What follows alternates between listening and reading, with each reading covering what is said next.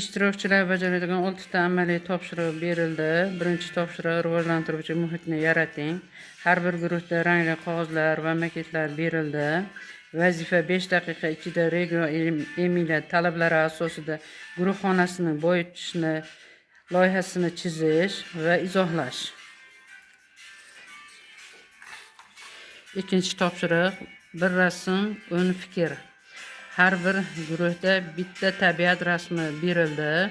Vazifa bolalar shu rasm asosida qanday savollar berish mumkinligini yozish va ularga javob topish.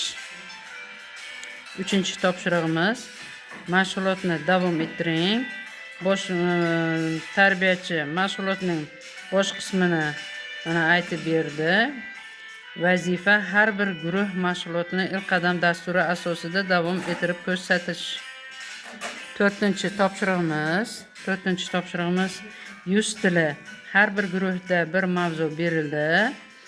Masalan, bahor, shu mavzuni rasmda, qo'shiqda, raqsda, sahna ko'rinishida ifodalab berish. Beshinchi topshirig'imiz pedagogik vaziyat. Masalan, bola mashg'ulotda qatnashishni istamayapti. Har bir guruh qanday yo'l tutishi amaliy ko'rsatib beradi. Oltinchi topshirig'imiz loyiha ishlab chiqish.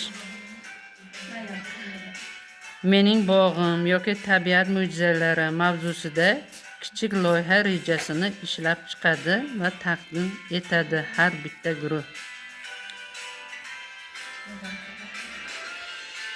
Mana hozir qizlarimiz shu topshiriqlar bo'yicha ishni boshlashdi.